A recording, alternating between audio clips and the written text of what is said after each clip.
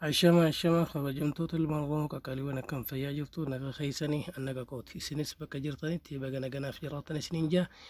egaa har'as jechuudha akkuma baratame barumsa tokkoon isiniif qabadhe dhiyaadhee jira barumsichi keenya haraadha barumsa haaraa viidiyoo haaraa isiniif qabadhee dhufee jira gama barumsichi kiyya isoo isin beeksinitti achi dabruun duratti jechuudha warroonni haaraa taatanii chaanal keenya kanaan yeroo jalqabaatiif wal argaa jirtan hoottaa baga nagayaan dhuftan irraa baradhaanus jajjabeessaa isiniin jecha subscribe godhaa maatii keenya ta'a telegram koos barsa rumorsidala app jedha akkasuma joon godha telegram khorra jechuudha appii duraan isin barsiisee deebi'ee bifa haaraadhaan update ta'e linkii isaa achirra isiniif ka'a achi jala galtanii achi buufachuu dandeessan isiniin jecha appii isin barsiisee deebi'ee haarawumee dhufe jechuudha kanaaf ammoo telegram koos joon godha facebook oo barsiisaa rumorsidala oromoo app kan jedhus akkasuma follow godhaa isiniin jecha barumsichi keenya haraadha ammoo akkasuma Facebook waa wal qabatudha Facebook keenya haala kamiiniin ogguu namni tokko barruu wahii post godhe afaan takkaahuu maxxanse jechuudha afaan nuti hin beekne Facebook irratti nuti akkamitti gara afaan Oromoo takkaahuu afaan biraa afaan fedhe haa ta'u gara afaan Oromootitti hiiknee haala kamiin dubbifachuu dandeenya automatically nuuf hiikuu danda'a takkaahuu Facebook ni jechuudha gama barumsichaatti jechuus hin dabarsinen dura intro kana booda walitti deebina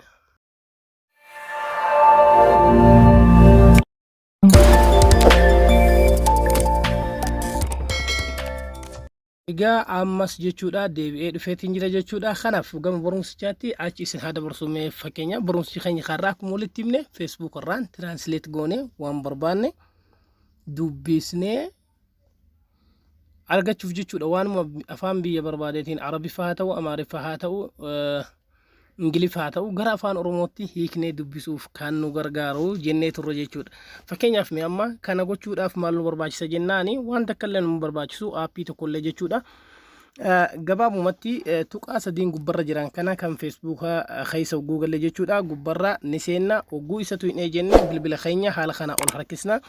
jala kana jechuudha kunoo akkuma argaa jirtan setting kan jedhu ni jira jechuudha jala kana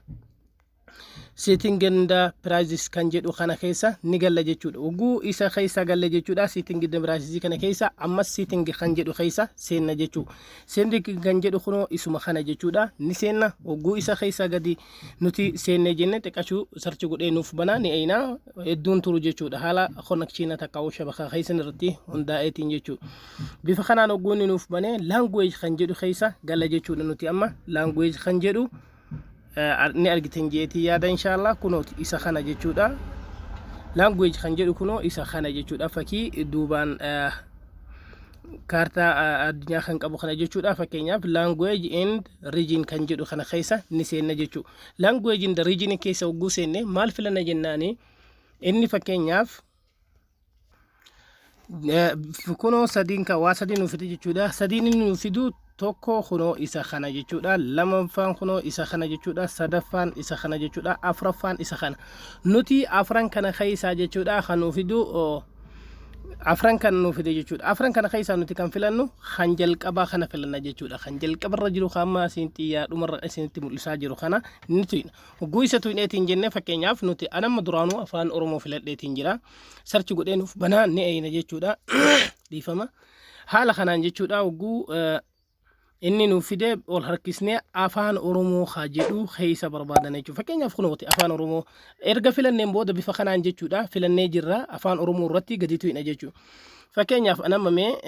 afaan biraa irratti gadi ka'ee afaan Oromoo filadhu fakkeenyaaf afaan Oromoo irratti kunoo fakkeenyaaf jalqaba keessan afaan Oromoo irra raayitiin qabu bifa kanaan gattu hin oguu gattu hin akkuma fuuldura kanatti isin agarsiisaa jiru raayitiin afaan Oromoo kan jedhu irratti raayitii qaba jechuudha kanaaf ogguu bifa kanaan filanne bilbila keenya gad harkisuudhaan gara gubbaatti ol deebine save kan jettu ni jirti kunoo gubbaa kanarra save kan jedhu kana al takka gadi tuina jechuudha save kan jedhu sun tuqin keessaa baatanii nun dalagu akka hin jenne save kan jedhu kana ni tuina save nuuf godha keessaa baanaa ogguu nuti baanee kunoo bakka kanatti Oromoo jedhee nuuf fida jechuudha fakkeenyaaf jala kanatti kunoo xiqqeessee barreessee jira Oromoo kan jedhu ni argitan jechuudha inshallah bifa kana isin fida jechuudha ogguu save isin gootan sana booda ammoo Facebook keenya keessa ni galla jechuudha Facebook keenya keessa ni galla jechuun baak jennee gama fuula jalqabaatti deebine jechuudha. Hogguu fuula jalqabaatti achi deebinee fakkeenyaaf haala kanaan jechuudha. Mee fakkeenyaaf amma nama afaan Amaaraatiin waa poosti godhu yoo jiraate mee fakkeenyaaf afaan Amaariffaatiin warra poosti godha yoo jiraate isinitti haa agarsiisu. Kunoo fakkeenyaaf amma barreeffamni naaf hiikame yoo jedhe fakkeenyaaf barreeffamni kun amma afaan Amaaraatiin jira jechuudha. Afaan Amaaraatiin kan jiru kana hiikuu yoo barbaade Adaanech Abeebee kan maxxiste kana jechuudha. Fakkeenyaaf afaan Amaaraatiin jira. Isinitti mul'ate jechuudha inshallah. Barruun tun kunoo afaan Amaaraati. Hiikuu yoo barbaade inni otomaatik kanaaf hiika yoo inni naaf hin hiikin ammoo hiikuu yoo barbaade akkam godha jennaan si translation kan jedhu kana tuqa jechuudha. Bakka amma xiyyaadhaan isin agarsiisaa jiru kana jechuudha. Isii tana gattuqa wagguu gattuqee jedhe kunoo haala kanaan naaf hiikee jira jechuudha. Karaa afaan Amaaraatiin jiru gama afaan Oromootti naaf deebi'ee jira. Si translation kan jedhu yoo haala kanaan ammoo si translation bakka jedhu irratti barreeffama kana haala kanaan nuuf fide jechuudha. This is translation kan jedhu kana jechuudha. Ajaa'iba inni otomaatika nuuf hiikee jira. Yookaan illee si translation kan jedhu kana to'ina kana fakkaata jechuudha. Mee fakkeenyaaf amma kan biroo yoo jiraate haa ilaallu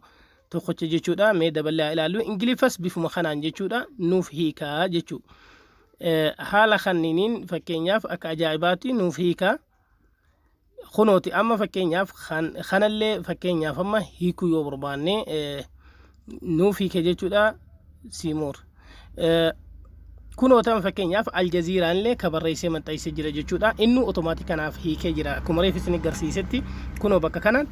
si translation kan jedhu hin jiru.